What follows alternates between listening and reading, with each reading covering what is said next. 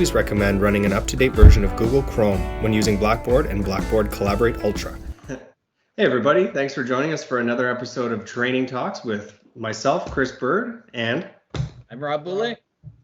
Thanks for joining us today. Today we sat down and had a really great conversation with Liane Pardy. We talked with her about asynchronous and synchronous delivery of courses, as well as how she sees the delivery of exams evolving as we move forward with this next semester. And after our interview, we talk about deploying tests in Blackboard, and we talk about how to share content in Collaborate. So we're looking forward to you watching our videos and catch you on the next one. Take care. Thanks.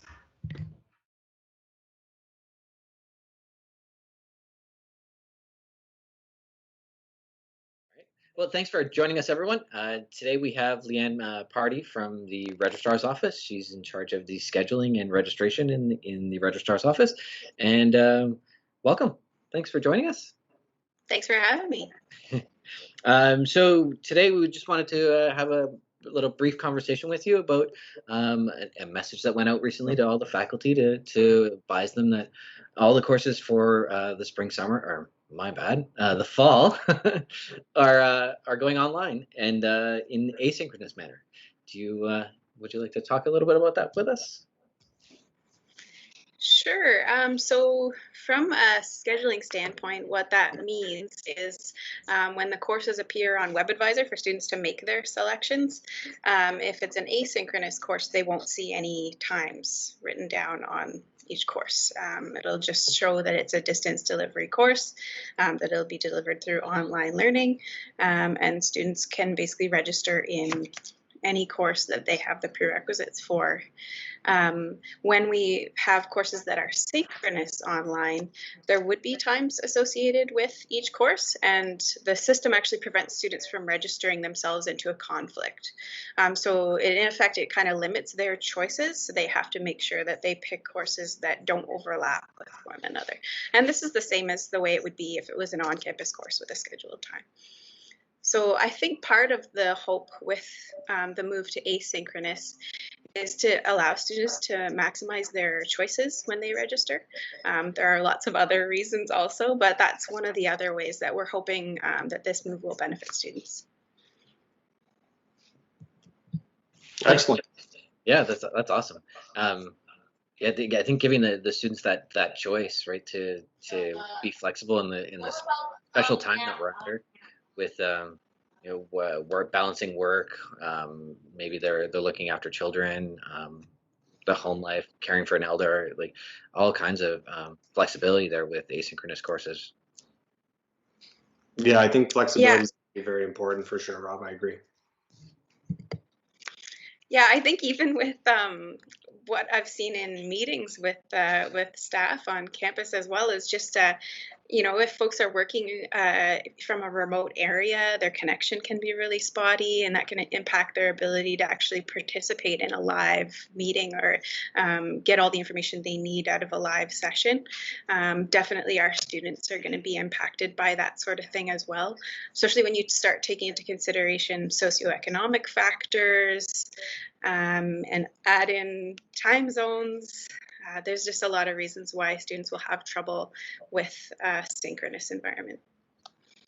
That's something I'd never considered as well, Liane, is the time zone thing, because, if a student from halfway across the world wants to partake in a class, but the class is, at 7 p.m. on a Thursday night, that might be a 7 a.m. or 6 a.m. or whatever time it might be for them. That's really important to consider, especially when we want to allow that flexibility during times like these. Yeah, absolutely. And so our recruitment for international students is ongoing. And as you know, we do have some international students who are already in the middle of their programs with us. And so folks that are halfway across the world, as you said, will need a little bit more consideration than the typical in-class student that you would think of if you were delivering an on-campus course. Absolutely. Now, as we talk about flexibility, I'm just curious, what type of options will faculty have when it comes time to set up their exams for the fall, for the 20th semester? So as far as I know, no formal announcement has been made limiting options for the December exam period, but there is potential that it will be kind of like what we had to do for the April exam period, where face-to-face exams just weren't an option. And I think it's prudent for us to consider the likelihood that that will be the case for December, if we are in a scenario where we're having to maintain 6 feet distance between everyone. The gym setup just doesn't lend itself to that. And also, if our students will be able to do their courses remotely, it doesn't seem like we would reasonably expect them to all come back to campus just to write their exams. So it's likely that the exam options will be to either do some kind of an online exam or a take-home exam, or to not have an exam at all. So similar to the options that we saw in April. Or perhaps just change the evaluation method to a larger portion of their mark going to an assignment or something along those lines as well. Like you said, eliminating the need for a final exam or formal one. Yeah, exactly. And I know that that's what a lot of faculty ended up doing with their winter courses. And so where possible, that's a great option. And I think having time over the summer to plan what that will look like will make it even more straightforward than having to make that change partway through the semester. And similarly, I think for folks planning a take-home assignment or a take-home exam, that can look really different from a traditional face-to-face exam, because students are unsupervised when they're doing a take-home exam. So they can access online resources, they can look at their textbooks, they can call and text each other while they're working on it. And so it has to be a bit more like a open book exam, and to have that consideration in place while the exam is being developed. So I know that there's a lot of resources out there, and I will try to share what I can find with faculty when I present those options when a decision is made on this. But for now, I think those are good things to be thinking about. Yeah, that's great. I can certainly speak to the one option of using secure online testing tools. I know in the education and professional studies side of things, we've been using it quite extensively for the past few years. I'd like to say it's been quite a big success, and we do see improvements every semester with a number of students, sort of running into issues and that type of stuff. Because as we do, work through semesters together, they do become more comfortable and they see it more often.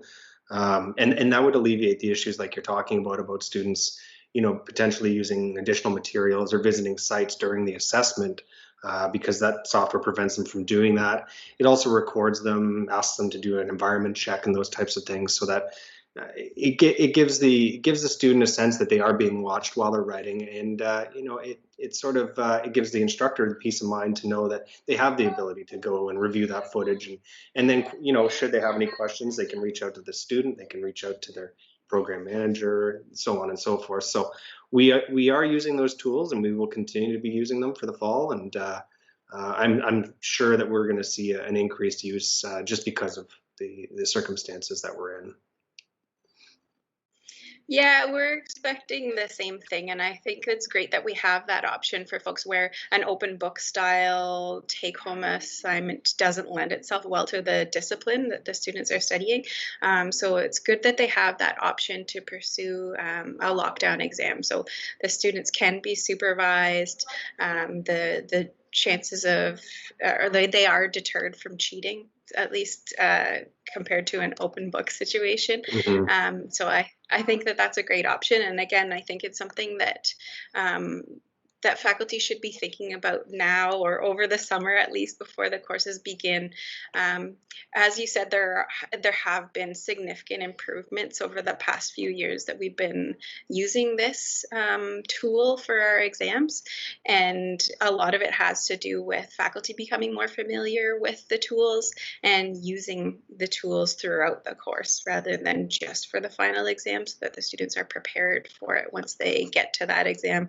It's not a whole new learning to use a whole new piece of technology at the same time as having to write a very stressful exam. Yeah, that's a really important component is ensuring that they have an opportunity to do a practice test, an ungraded assessment, as well as, like you said, utilizing it for the other graded assessments throughout the semester. The last thing we want to do is add any more stress to a final exam. There's already enough stress involved for those. So if the students are comfortable and familiar with the software, it shouldn't prevent them from being successful on the final assessments. Yeah, we in business, I mean, we've done some great things with the lockdown browser software as well, because it's allowed us to use spreadsheets in exams. And so when students are trying to, your faculty are trying to make an assessment, instead of having them write balance sheets out on paper, you get to actually use a spreadsheet, which is probably what they're going to use when they get out into the real world anyway. So it's great. We can work with faculty in a variety of ways to make sure that their paper-based exams convert well to online. So yeah, reach out to us and start talking. I think that's the best advice that we can give anyone right now. Yeah, it's important to start thinking about these things sooner rather than later. I know it does seem like a long ways off, but the sooner we can answer those questions, the more comfortable people are going to feel, instructors as well as students. So definitely important. Yeah, I think that's one way that we're kind of lucky. I've spoken to exam center staff at other universities where they don't have any kind of online testing tools like this in place already.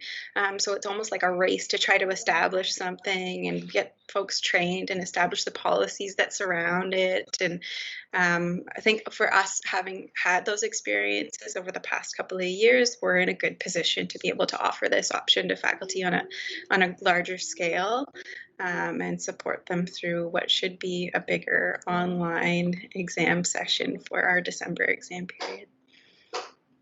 I love the distance exams online too, because it saves a whole ton of time, right? Faculty get immediate access to the results. There's no waiting for stuff to come back from the testing center.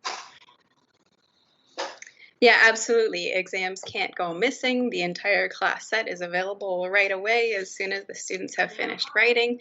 Their handwriting is not an issue at all. There's no need to make out somebody's illegible chicken scratch, like as mine would be if I was writing a paper exam. You just see their typed responses. It makes things a lot more straightforward for our office too. A lot of times we have to wait for the testing centers to ship the paper exams to us, and then once all the different testing centers that our students are writing at have sent all the exams back, it's only then that we're able to ship the paper exams to the instructors. None of that is an issue with the online exams, so it's kind of nice. We're able to keep track of things a bit easier that way. Yeah, it sounds like it makes things a heck of a lot easier for everybody when we can when this option is available to folks. Let me put it that way. Awesome. I definitely think there will always be a need for like paper-based exams. Obviously, we're going to make do without them for as long as we have to. But I think if there are folks out there who are steadfast that the paper exams is the way to go for their course, there's no intention of those going away anytime soon at the university. But just know that the tools are available if you want to try doing something different. Yeah, just another tool in the toolbox, right? Exactly. That's right. Awesome. Excellent. Well, that's everything we had. Yeah, it definitely was everything I had on my sheet. I think that would cover everything. I think that alone will answer a lot of questions that we yield, and I'm sure that you yield on a pretty consistent basis. And I like that we encourage people to start thinking about this now. I think that is just going to be the key for the fall. Is just getting everyone on the same page as quickly as we can. So if we can help alleviate some of the concerns and questions throughout the summer, then I think we'll be in much better shape moving into the fall. If there are folks out there who have more questions about anything that we've talked about, I'm happy to answer them. I'm just an email away. It's liant@nipissingU.ca, and I welcome those questions, especially if it'll help you plan ahead, so that these issues don't arise when the exam period rolls around. Well, that's Excellent. perfect. Yeah. Thanks a lot for your time. Yes, thank you very much. We appreciated having you, and thanks for answering all those questions for us. Thanks. Hello again. Today, I'd like to talk to you about deploying and configuring tests in your Blackboard shell. We're going to start out by going to tests and quizzes. And for today's purpose, I've already gone ahead and loaded the test into the shell, so we're really just going to focus on the deployment and configuration side of things. So to deploy the test, we start out by going to the Assessments tab here and clicking on Test. And like I said, I've already prepped this test for deployment, so we're going to select it from the list and we'll click Submit. Now this is the screen where you configure the test options. We can add a description to the test. You can let students know how long they have to write, whether or not they're allowed additional materials, anything like that. Just make sure you select this option to allow them to see that before the test begins. Next, we're going to ensure the test opens in a new window. We do want to make it available to students. And for our purpose today, we are going to add an announcement. So this will send or create an announcement in your course shell, alerting students to the availability of the new assessment. Next, we want to set 2 attempts for this test because I want to see how students improve if they are given the second attempt for this case. And as such, I want to take into account the highest grade that they achieve between the two. Forced completion is a setting that we don't normally use very often. There are uses for it, but what this does is if the student, for whatever reason, maybe their power goes out or they lose internet connection, if they just lose access to the test, it essentially submits the test right where it is without allowing them to finish. For our purpose today, we're going to leave that setting off. I do want the students to have 140 minutes to write this assessment, but after that time expires, I do want to turn auto submit on so that the test does submit as soon as that timer expires. Now today I want to set this test to deploy tomorrow. So tomorrow's Saturday, May 16th, 2020, and we're going to set it to deploy at noon tomorrow. Just bear with me while I find the option. And I want the students to be able to see the test in the shell until midnight on Sunday, so May 17th, 2020 at the end of day, so 11:59 p.m. This sets the availability window for the test to actually be present and visible within your course shell. I'm not going to add a password to this assessment, and I don't have any students who have availability exceptions, which are accommodations that you might receive from the Student Accessibility Services Office. I don't want to set a due date for this particular assessment because I've already set the availability. So the students only are going to be able to access the test during these times, and they're only going to have this much time to write it once they've begun. So I'm not worried about a due date in this case. Now today I do want to include this in the Grade Center calculations, and what this setting will do is create a column in your Grade Center and attach it to this assessment. So as soon as students are done writing, you'll see that column begin to be populated with their marks. Next, I want the students to only see the score per question, and they don't see the score until after they've submitted. So that's what I've chosen to do here. You do also have the option to set it one-time view. You can allow them to view it on a specific date, only after a due date if you've set one, after availability end date, so that remember the dates we set above, or after all attempts are graded. So let's just stick with after submission, allowing them to see only their score per question once they've submitted that. Now for a test presentation, I want to set it as one at a time. I want to prevent students from backtracking, not allowing them to go back to questions they've already completed. And I also want to randomize questions because I want every student in my class to see the questions in a different order. Once you click submit, that is it. The test is deployed. And what we'll do is we'll just go have a quick peek at Grade Center. Now, as we saw before, when I set the setting in the test setup to include this in the Grade Center calculations, remember when I mentioned it would create a column here for you? Well, here we are. The column has been created, and it is the title of the assessment as we named it in the tests and quizzes section. That's it for deploying a test. Thanks for joining us today.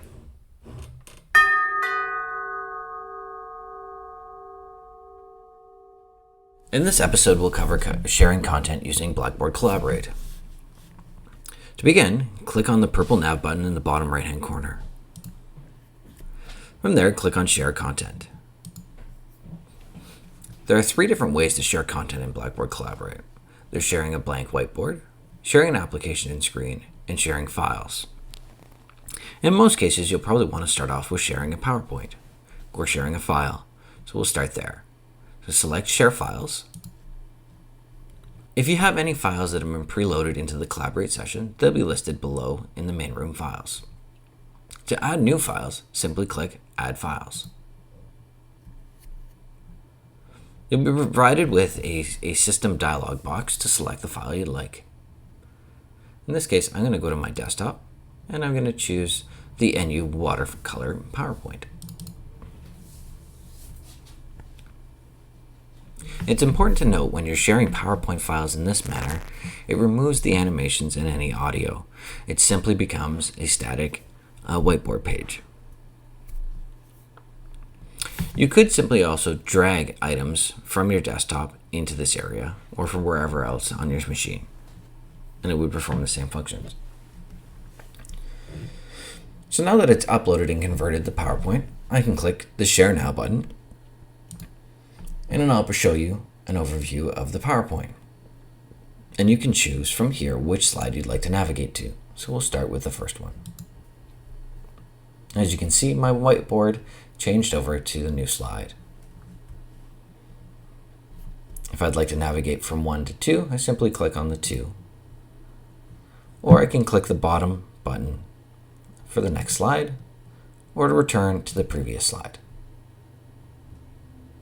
If I want to jump all the way over to number 5, I just simply click number 5. To stop sharing this PowerPoint, I just simply click the Stop Sharing button in the top right-hand corner.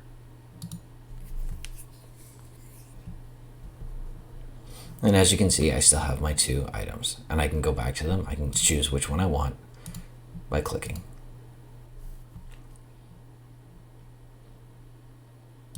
I'll go back to Share Files.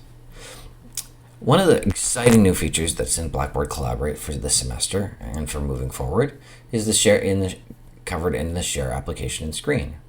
By selecting that, I'll be provided with a system dialog box to choose whether I want to share my entire screen, just a specific application window, or a Chrome tab. So from here, I will scroll down and I want to show you a YouTube video. And I'm going to choose the button in the bottom corner that also shares the audio. And I'm going to select Share.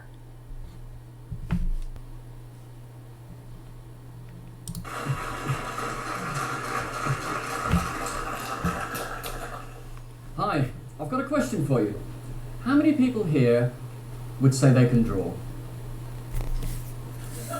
Well, I think we've got about 1 or 2% of the hands going up.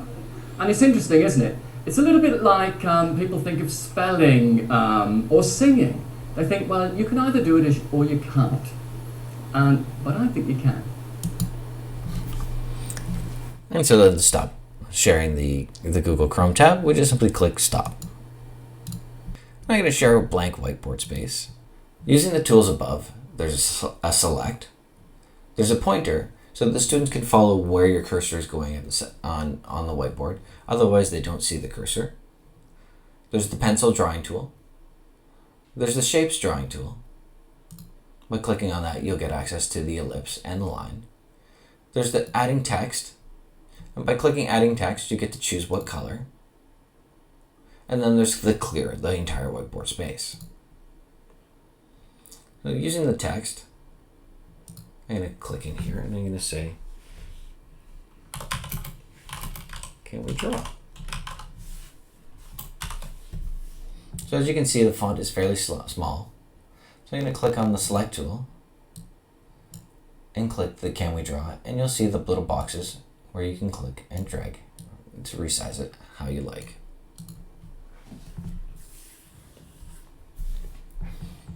A lot of people aren't comfortable with the drawing tool, with the pencil, so I'm going to highlight to you that it is really easy to use. You just have to try it out and play with it. So following Graham's instructions, I'm going to change my pencil here, and I'm going to make it black, and I'm going to draw a cartoon character. So first I'm going to draw a couple circles here. Make a pair of glasses. And draw an ear. And draw a glass arm to connect those. And then we'll put some eyes inside the glasses. I'll give the character a nose. Give him a little mouth. And we'll give him a head.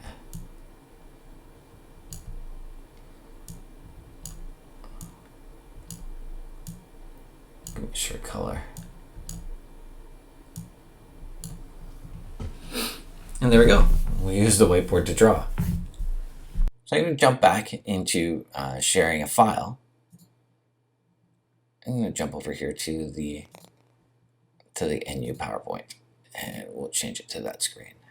And so as you can see, this is just the PowerPoint that we had before, but I still have all the whiteboard drawing tools. So from here we can change the color. I'll change this to red. We can underline. We can use the circle tool, and then we can place that where we want and just tilt it a bit and drag it out.